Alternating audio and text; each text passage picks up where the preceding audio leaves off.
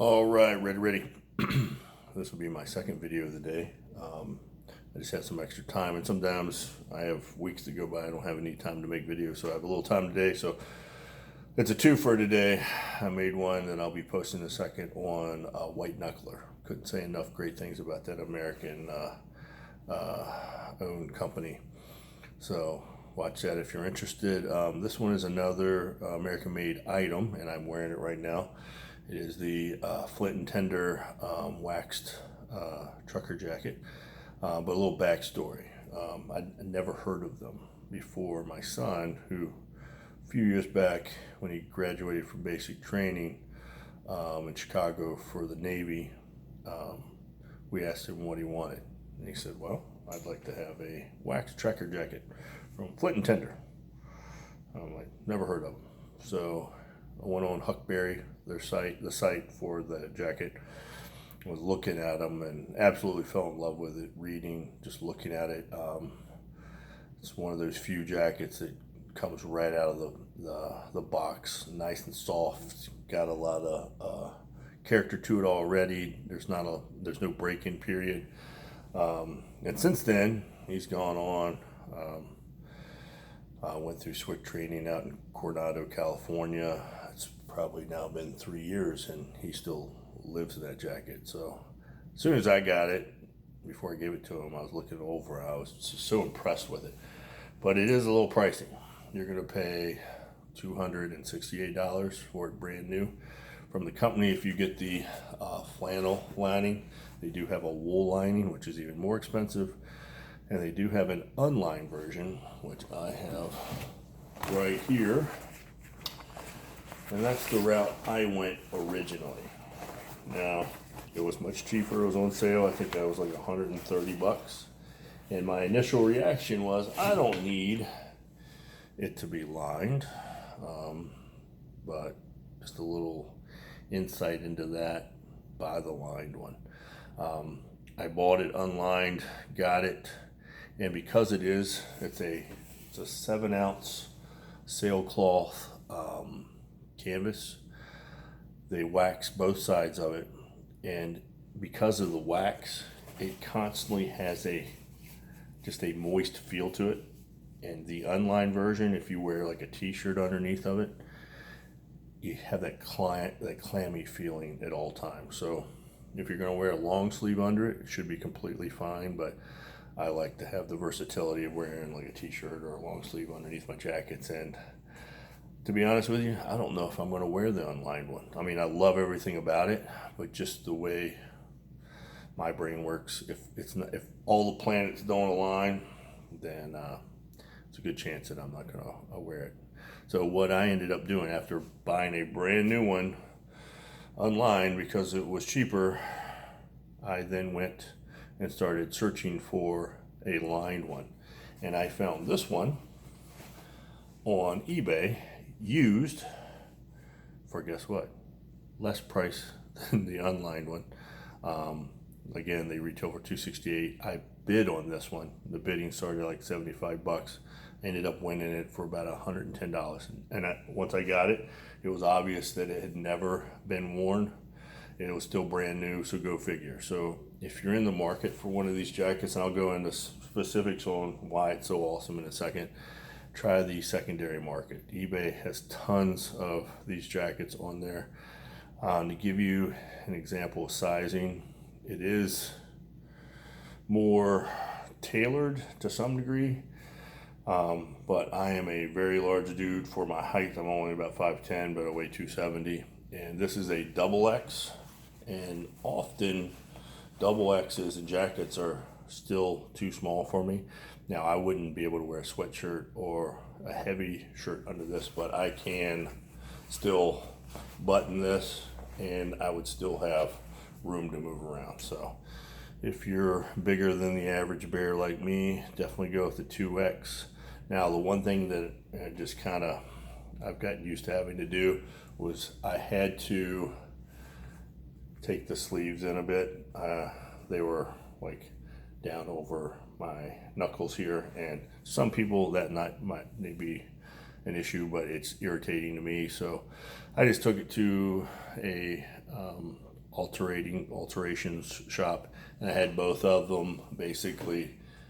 Had a cuff length taken off. So now, like if you can see, it hangs perfect for me. So I can button it, and the sleeve length is perfect. And I think I paid like $15 per jacket to have the sleeves taken in a little bit. But I often have to do that on my nicer items just because they don't make shit to fit people my size.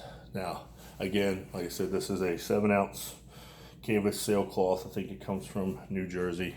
The jacket is made here in the United States. I think it is actually sewn together in California. I could be wrong, but the flannel inside is just, it's a really nice pattern. It's very soft.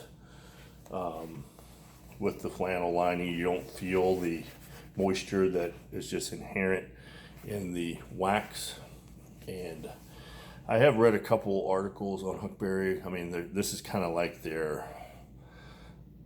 biggest item, the most popular item on the site. So they do articles on it, and they've had people send in pictures of the jacket as it's, you know, broken in over months and years. And it's one of those things that only gets better looking over time. Because of the canvas and the wax, it will get creases that are very, you know, custom to your body. Kind of like, you know, if you were ever into that 501 thing like I was before Levi's went to crap. I remember being a kid buying the 501 jeans, and they were like boards, and you put them on and you go sit in the tub, and you know, the water would kind of like shrink the pants to fit you, and over time, you know, the creases and stuff, you never wash the jeans, you would just keep wearing them. It's sort of the same thing. Over time, you get the creases in the canvas and the wax, and it just becomes very unique to you. And there isn't many items out there of clothing that do that other than maybe like a leather jacket. So I can't say enough about it. I love that it has these buttons instead of snaps, so that if you were wearing something, if you're a big dude like me and you were to wear something that was a little thicker underneath, and the jacket was to be a little more tight on you, the you know, the button through the hole is going to hold the jacket together, and a snap is just going to come unsnapped. So I have a leather trucker jacket, Levi's leather trucker jacket that I absolutely love, that I paid a ton of money for, but it has snaps. And the same deal, it's a double XL. I had it tailored, sleeves brought in. It fits very similar to this one, same being a trucker jacket, same style, but with being it has the snaps, if I wear anything under it, it's even thick, the snaps, it just pops the snaps open, which is a little irritating.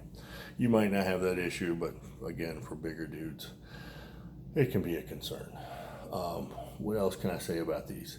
Over time, because the wax adds a level of water resistance. Now, it's not going to be waterproof, but if you're caught in a stray shower or it's just sprinkling or whatever, you'll be completely fine. But over time, the wax does kind of evaporate and leave the canvas, so it will have to be re-waxed over time.